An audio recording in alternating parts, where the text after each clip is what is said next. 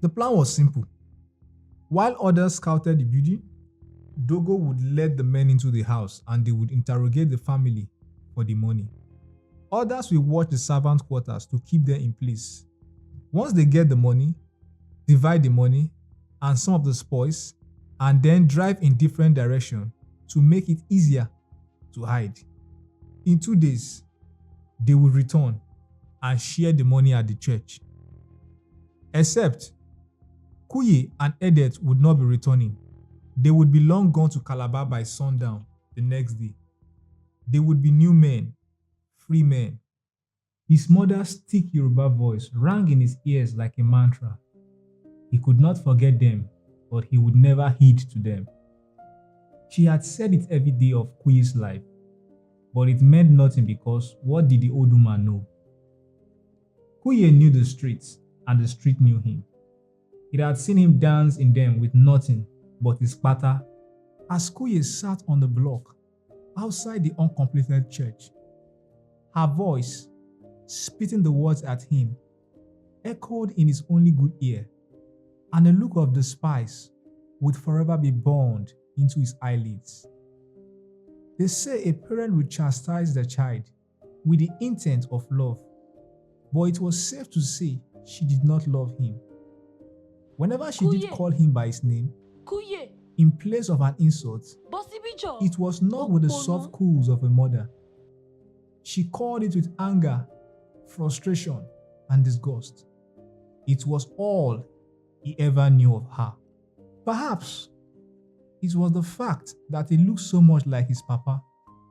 Maybe it was because he acted too much like him too. Papa knew the streets, or so he had heard all his life. There was no memory of him as he had disappeared before Kuye could even remember.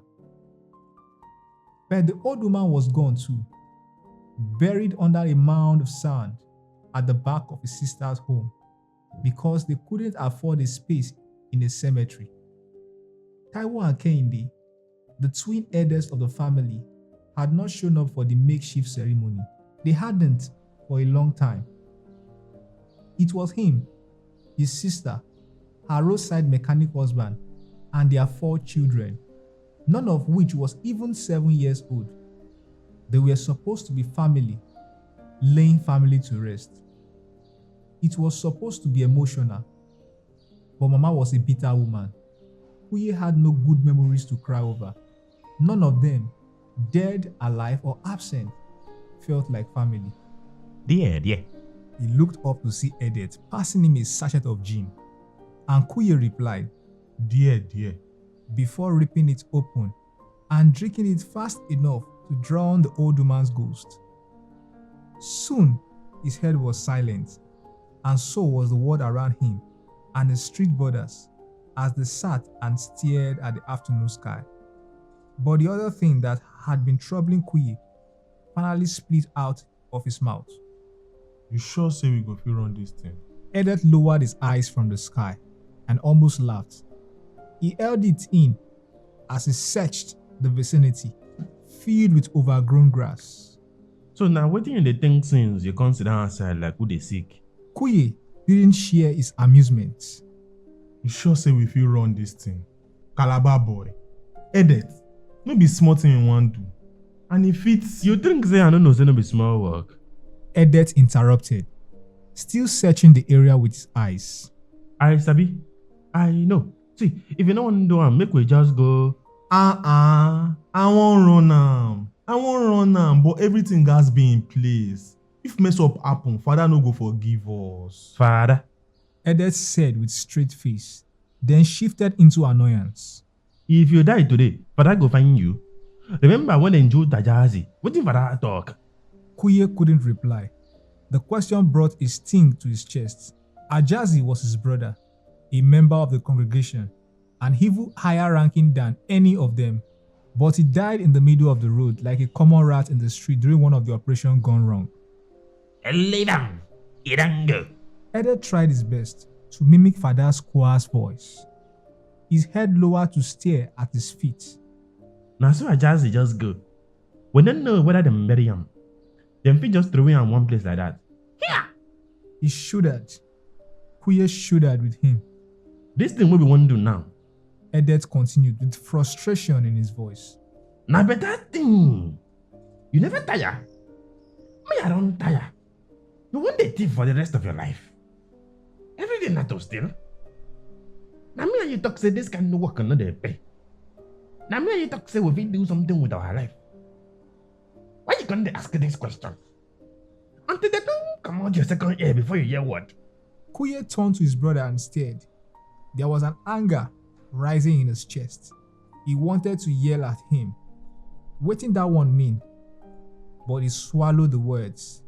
He pushed the thin locks from his face and put his hand on the patch of skin where his left ear had once been. It was uncomfortable to touch, but it was a backing to Edet's words.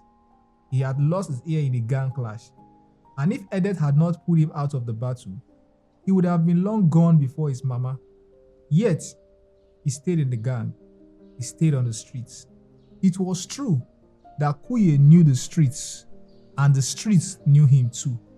This meant that he knew how cruel the street could be, how dangerous the games it played are, and how everyone always got hurt.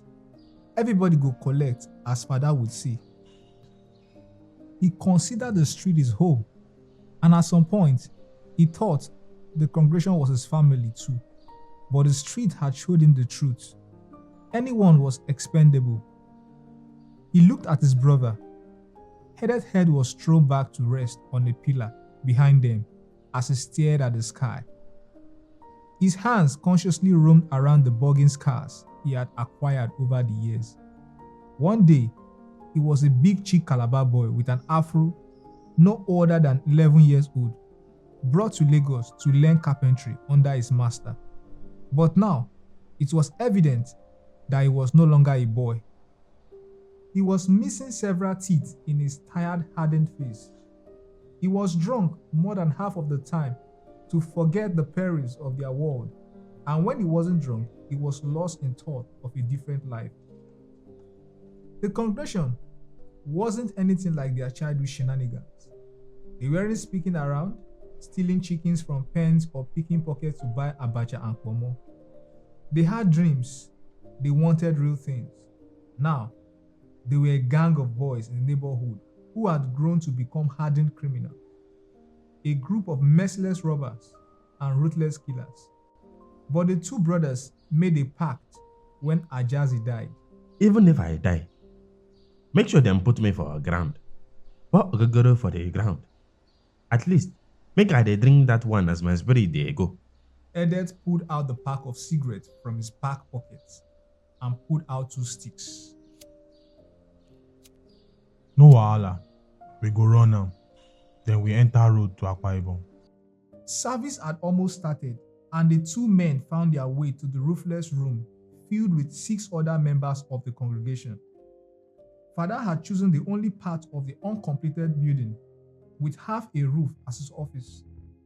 Everyone knew where the church stood. He stood on an open street corner, concrete walls unpainted with a giant X mark, and the warden's illegal structure on all sides of the wall. Everyone knew where the church stood, but no one dared stroll into the uncompleted building uninvited. And even the invited feared for their lives. The building was the meeting point of hardened criminals, and that was enough of a reputation for the door building. Now they waited for the service to begin. Dear, an older man said, passing Kuye a small gin bottle. Slowly, one would tell their brother in the congregation every time they shared a drink. It was not a caution to be careful of how much you drank. It was a call to savor it.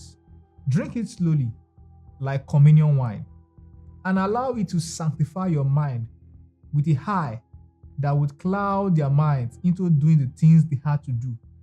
And it was part of the commandment of the congregation.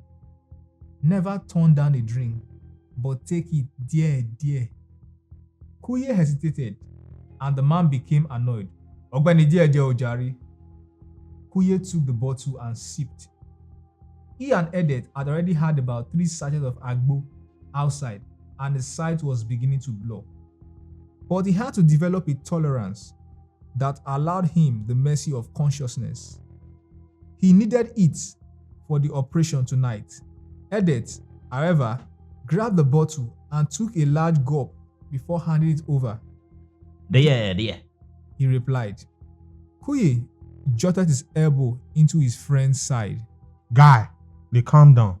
He said with his eyes. Edet elbowed him back as if to reply, I dey alright, no fear. The room burst into an uproar and praises flew from all over the room. Kuye and Edet joined in. The man known as Father stepped into the room. The scar that ran across his face, which had cut through his left eye, was troubling more than usual. He was not the tall man, but built enough to be intimidating. He did not need height to be intimidating. His reputation spoke for him.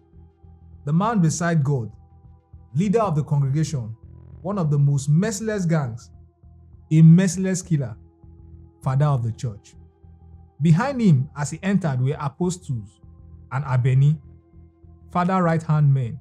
But even as threatening as they look, you could never mistake them for the leaders. That was the aura Father carried. His red eyes scanned the cheery men and raised his hands to silence them. The room went quiet. Àlàáfíà ìbílẹ̀ mi. The man cheered once more before he raised his hand again. Una sabi the way we dey run normal operation. And normally, everybody go collect. And if this mission mess up, everybody go collect. They shine your eyes. So if anybody move anyhow, you knock am one time. No shaking. No dwelling. No anyhow movements. They cheered again. Father, today go sweet. Tonight go bango. You go make sense die. This place go sweet. The mission a big one. We won't make bastard money. Everybody go collect 10 meter. Father. The cheers had begun again, even louder this time. They did not mind that their voices could be heard. Who would dare stop them? Kuye looked at Edet and nodded. He was right. Edet had overheard Father talking to Dogu, one of the brothers. A politician had built a secret house on the outskirts of town and stashed his family there along with millions. They had hired Dogu as the gatekeeper, and he saw them moving the bath in and out of the house. The place was not so heavily guarded. They believed the place was too remote for anyone to notice. Father would never pass up an opportunity, so he began scheming, and so did Edet. Oh yeah. Father said over the cheering. Ẹ jẹ́ ká lọ. The plan was simple. While others scouted the building, Dogo would let the men into the house and they would interrogate the family for the money. Others will watch the servant quarters to keep them in place. Once they get the money, divide the money and some of the spoils, and then drive in different directions to make it easier to hide. In 2 days, they would return and share the money at the church. Except Kuye and Edet would not be returning. They would be long gone to Calabar by sundown the next day. They would be new men, free men. It was so simple to Kuye, so straightforward. But he couldn't help but have a potent feeling that things would go wrong. He had seen Father kill a man on the spot. Someone who looked at him the wrong way. A swift death would be too easy for someone who betrayed him the way they were about to. The operation had begun, and Dogo finally opened the gate to the mansion.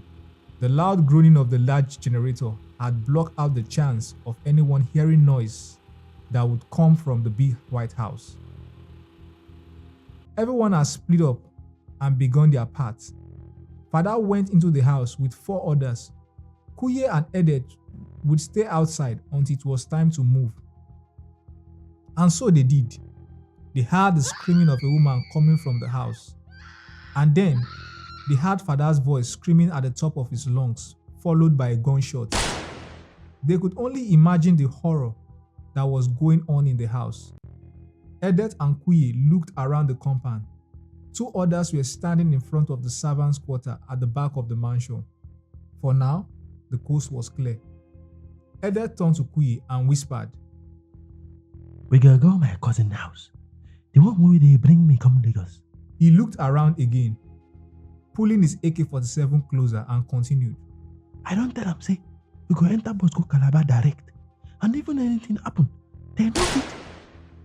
A gunshot, another gunshot, then the sound of shattered windows. What was happening? Father ran out of the house with a frantic bloodshot, eyes searching the skies. He and two others ran out of the house with blood on their shirts. Something was wrong.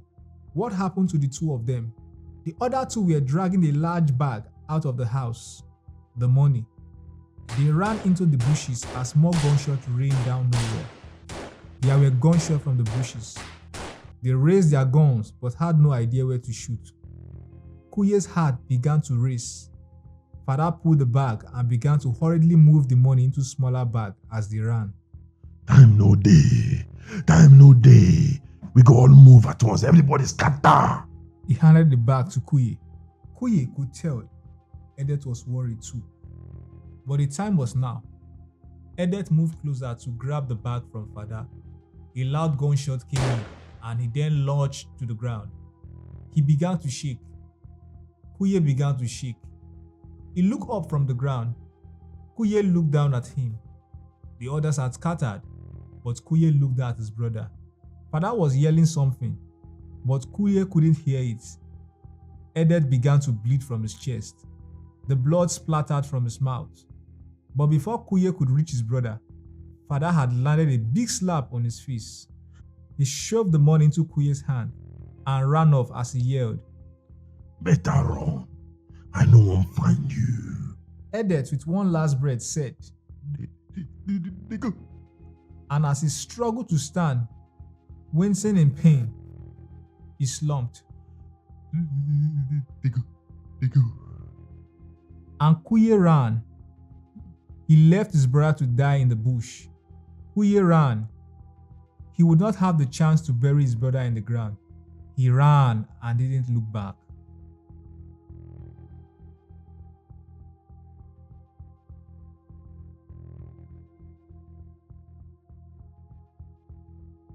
Thank you for watching. Kindly click the subscribe button for more videos like this.